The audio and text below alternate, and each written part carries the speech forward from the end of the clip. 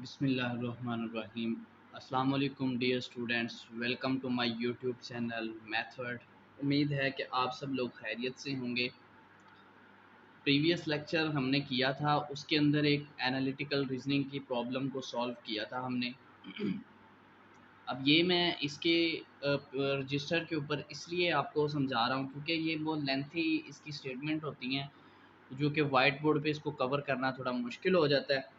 तो इसलिए मैंने सोचा कि चलें आपको रजिस्टर के ऊपर, पेज के ऊपर ही समझा दिया जाए। तो इंशाल्लाह आपको अच्छे से आपने समझना है, आपको समझ आ जाएगी। और प्रीवियस लेक्चर में अगर कोई आपको प्रॉब्लम हो किसी सवाल में, तो आप वो अपना कमेंट बॉक्स में अपना सवाल पूछ सकते हैं। चलें जी, आज हम चलते हैं अपने नेक्स्ट लेक्चर की तरफ। इन mall In Mall Plaza, a shopkeeper is preparing gift box of chocolates. Each box will contain exactly two kinds of brown chocolate to be selected from XYZ, and exactly three kind of white chocolates to be selected from ABCDE। इसका मतलब ये है कि किसी माल plaza में कहता है कि एक शॉपकीपर जो है वो गिफ्ट बॉक्स जो है वो प्रिपेयर कर रहा है। ये गिफ्ट बॉक्स प्रिपेयर कर रहा है जिसके अंदर टोटल जो चॉकलेट्स है, कहता है एक बॉक्स के अंदर 5 चॉकलेट्स आएंगी, जिसमें से जो 3 चॉकलेट्स हैं वो ब्राउन कलर की, वो इनमें से सिलेक्ट करनी है हमने। XYZ, सॉरी, 2 चॉकलेट्स हमने इन 3 ब्राउन चॉकलेट्स में से लेनी है, एक्स वाई और जी। उसके बाद कहता है कि जो हमारी 3 चॉकलेट्स दूसरी हमने लेनी है, वो ये वाइट चॉकलेट है हमारे पास, ABCDE। 3 चॉकलेट हमने यहाँ से लेनी है। 2 चॉकलेट ये हमारे पास ब्राउन चॉकलेट्स हैं, यहाँ से लेनी है, और 3 चॉकलेट्स यहाँ से लेनी है, हमारे पास वाइट चॉकलेट है। ये हमारे पास थी स्टेटमेंट। किसी मॉल प्लाजा में कोई शॉपकीपर है कि जो क्या कर रहा है, माल प्लाजा में शॉपकीपर गिफ्ट बॉक्स पैक कर रहा है, जिसके अंदर एक बॉक्स के अंदर 5 चॉकलेट्स आएंगी। 3 चॉकलेट्स जो है ये वाइट चॉकलेट्स हमारे पास 5 वहाँ से लेनी है हमने, और 2 चॉकलेट्स हमने यहाँ से लेनी है, हमारे पास ब्राउन चॉकलेट्स XYZ। ये हमने नीचे लिख दिया कि टोटल हमारे पास चॉकलेट्स थी 5, जिसमें से ब्राउन हमने लिख लिया XYZ 3 थी, 3 हमें ब्राउन गिवन थी, और उसके बाद वाइट ABCDE 5 ये गिवन थी। 2 हमने यहाँ से लेनी है और 3 हमने यहाँ से उठा के टोटल अपना 5 का पैक मुकम्मल करना है। उसके बाद इसके अंदर कुछ कंडीशंस हैं। कंडीशन ये है, पहली कंडीशन ये है कि Y can not be in the same group as E, कि कहता है जो Y और E है वो इकट्ठा नहीं आ सकते। मतलब कि अगर Y आएगा तो E नहीं आएगा, अगर E आएगा तो Y नहीं। तो हमारे पास जो हमारी फर्स्ट कंडीशन थी वो ये थी कि Y can not be in the same group as E, कि जो Y और E हैं हमारे पास, वो दोनों इकट्ठे कभी भी नहीं आएंगे। मीन्स कि अगर Y आ रहा है तो E नहीं आएगा, अगर E आ रहा है तो Y नहीं आएगा। तो मैं इसको इस तरह मेंशन कर देता हूँ कि Y क्रॉस E, यानी मैंने एक सिंबल एज अ सिंबल इसको नोटेशन के तौर पर रख लिया कि अगर Y आएगा तो E नहीं आएगा, E आएगा तो Y नहीं आएगा, मतलब कि दोनों इकट्ठे नहीं आएंगे। उसके बाद जो हमारी सेकंड कंडीशन थी वो ये थी, A can not be in the same group of D, कि जो हमारा A है और जो D है ये दोनों कभी भी एक साथ नहीं आ सकते। मतलब कि अगर A आ रहा है तो D नहीं आएगा, अगर D आ रहा है तो A नहीं आएगा। तो मैंने इसको भी एज अ सिंबल एक नोटेशन के तौर पर इस तरह रख लिया, A और D। उसके बाद जो मेरे पास थर्ड मेरी कंडीशन आ रही थी वो ये थी कि B can not be in the same group of E, कि जो हमारे पास B है, B और E जो है ये कभी भी दोनों इकट्ठे एक, यानी कि एक साथ नहीं आएंगे एक ही ग्रुप में। मीन्स कि अगर B आ रहा है तो E नहीं आएगा, अगर E आ रहा है तो B नहीं आएगा। ये मैंने इसको भी एक एज अ सिंबल यानी कि नोटेशन के तौर पर रख लिया। उम्मीद है कि आप लोगों को कंडीशंस की समझ आ गई होगी। अब हम अपने नेक्स्ट सवाल की तरफ चलते हैं। तो चलें जी, ये हमारा पहला सवाल था। If y is included in a gift box, which of the following is a kind of chocolate that must also be included? कहता है पहला सवाल हमारा ये है कि अगर हम y को इंक्लूड करें उस गिफ्ट बॉक्स के अंदर, तो ये बताओ कि उस गिफ्ट बॉक्स के अंदर ऐसी कौन सी चॉकलेट होगी जो मस्ट आएगी, मतलब कि ज़रूर आएगी ही आएगी। यानी कि जो कंडीशन, सारी कंडीशंस को अप्लाई करने के बाद भी कोई ऐसी हमारे पास चॉकलेट होगी जो ज़रूर आएगी। कब? जब हम y को इंक्लूड करेंगे गिफ्ट बॉक्स के अंदर। तो सबसे पहले तो हमने लिखा था, जो हमारी पहली कंडीशन थी वो हमारे पास ये थी कि जो y है और इसका रिलेशन था e के साथ, यानी कि अगर y आ रहा है तो e नहीं आएगा, यही था ना। दूसरा हमारे पास जो था वो था a और d का, मतलब कि अगर a आ रहा है तो d नहीं आएगा। तीसरा जो था वो था हमारे पास b और e का, मतलब कि अगर b आ रहा है तो e नहीं आएगा, अगर e आ रहा है तो b नहीं आएगा। अब हमने करना ये है कि उसने बोला है कि इफ़ y इज़ इंक्लूड, कि y आपका इंक्लूड है, साथ में इधर चॉकलेट्स के नाम लिख देता हूँ x y z, ये मैंने चॉकलेट्स लिख दी हैं। उसके बाद a b c d e, ये मैंने वाइट चॉकलेट्स लिख दी हैं। ये ब्राउन है, ये वाइट है, ठीक है। अब मेरे पास जो पहला सवाल था, सवाल मेरे पास ये है, सवाल मेरे पास ये कहता है कि अगर y को इंक्लूड करो तो ये बताओ कि ऐसी कौन सी चॉकलेट होगी जो ज़रूर आएगी ही आएगी। अब मतलब कि अगर मैं y इंक्लूड करता हूँ तो e नहीं आएगा, इसका मतलब यहाँ से e कट हो जाएगी कि e तो नहीं आएगी। साथ में इसकी गिफ्ट बॉक्स बना देता हूँ, पहला गिफ्ट वन G1 ये बन जाता है, G2 ये बन जाता है।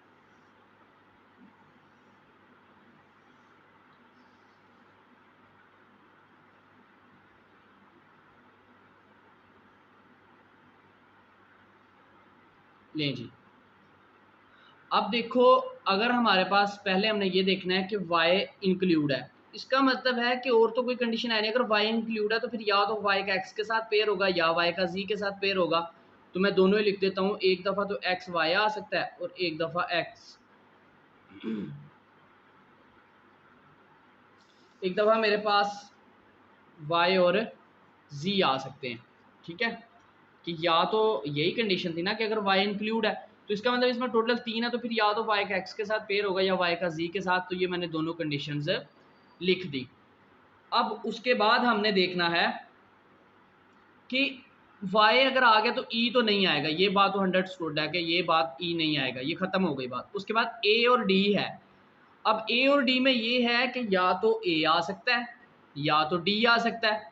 तो इसका मतलब है कि ये हम इस तरह लिखते हैं कि a भी लिख देते हैं इधर या d लिख देते हैं, मीन्स कि या a आ जाएगा या d आ जाएगा।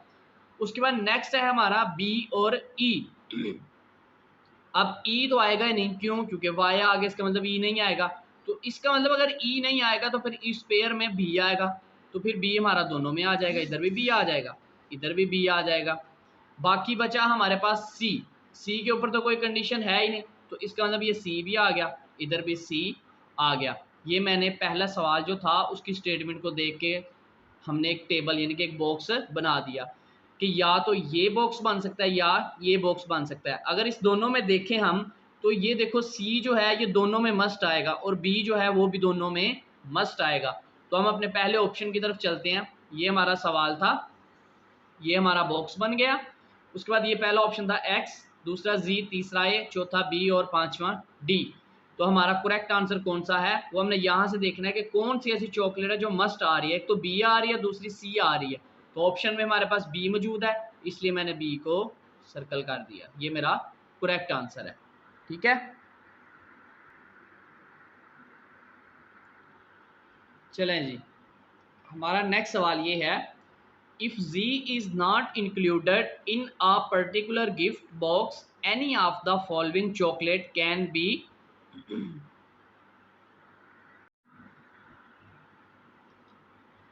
हमारा नेक्स्ट सवाल आ गया है, if Z is not included in a particular gift box, any of the following chocolate can be included except A, B, C, D, E। अब हमारा सवाल ये है कि वो कहता है कि अगर आपका Z इंक्लूड ना हो, आपके पास तीन चॉकलेट्स थी ना, X, Y और Z,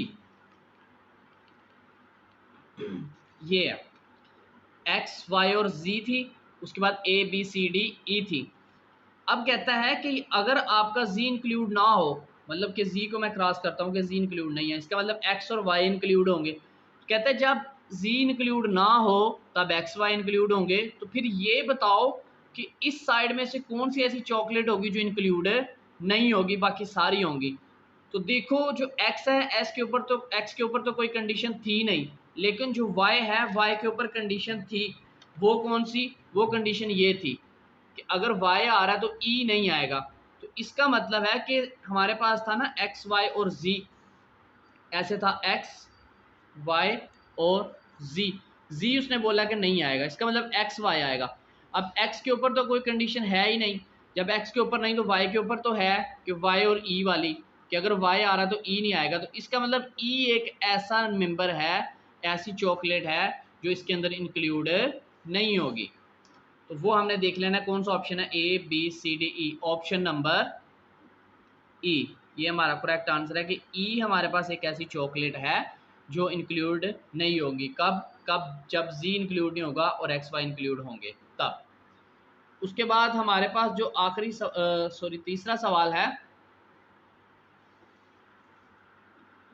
अब तीसरा सवाल हमारा ये है, which of the following kind of chocolate must be included in each of the gift box.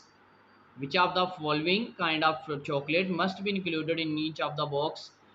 ये बताओ कि ऐसी कौन सी चॉकलेट हैं जो उस बॉक्स के अंदर मस्ट आएंगी, ज़रूर आएंगी। अब देखो हमारे पास जो चॉकलेट्स थी ना X, Y और Z, ये जो ऊपर हमारे पास थी X, Y और Z, X, Y और Z में देखो इसमें कंडीशन ये है कि हमने यहाँ से दो उठानी है। अब या तो X, Y आ सकता है, या X, Z आ सकता है, या Y, Z आ सकती है। इसका मतलब ये तीनों मस्ट नहीं आ सकती, लेकिन जो हमारा सवाल की स्टेटमेंट थी वो ये थी कि तीनों मस्ट, यानी कि वो सारी की सारी मस्ट आनी चाहिए। इसका मतलब कि जो ब्राउन है इसके ऊपर वो कंडीशन अप्लाई नहीं होती, क्योंकि इसमें तो चॉइस है, इसमें से कोई दो लेनी है हमने। तो फिर हम इस तरफ आ जाते हैं। इस तरफ अगर हमने देखा जाए तो अगर हमारा ये तो Y है ना, तो Y तो ब्राउन चॉकलेट है, ये तो हमारी आएगी नहीं ना, ये तो कैंसिल होगी। ठीक है, ये कैंसिल हो गया। उसके बाद बची A और D की कंडीशन। अब या तो A आ सकता है या D आ सकता है। A का हमारा पेयर ये बन जाएगा। दूसरा या तो B आ सकता है या E आ सकता है। ठीक है, तो उसके बाद जो तीसरी चीज़ है वो कौन सी है, C एक ऐसी चॉकलेट है जो मस्ट दोनों बॉक्स के अंदर आएगी। अब ये जो है इसके ऊपर तो कंडीशन है या A या D, कंफर्म नहीं है, मतलब दो पॉसिबिलिटीज़ हैं, इधर भी दो पॉसिबिलिटीज़ हैं। तो फिर हमारे पास जो C ऐसा है जो कि हमारे पास मस्ट आएगा ही आएगा। तो इसलिए हमारे पास जो करेक्ट आंसर होगा वो होगा ऑप्शन E, ये वाला। इस तरह की अरेंजमेंट बन जाएगी ना हमारी A और D की, B की और C की। तो C मस्ट ऐसा है जो आएगा ही आएगा, जिसपे कोई भी दूसरी पॉसिबिलिटी नहीं होगी। उसके बाद हमारा लास्ट सवाल है।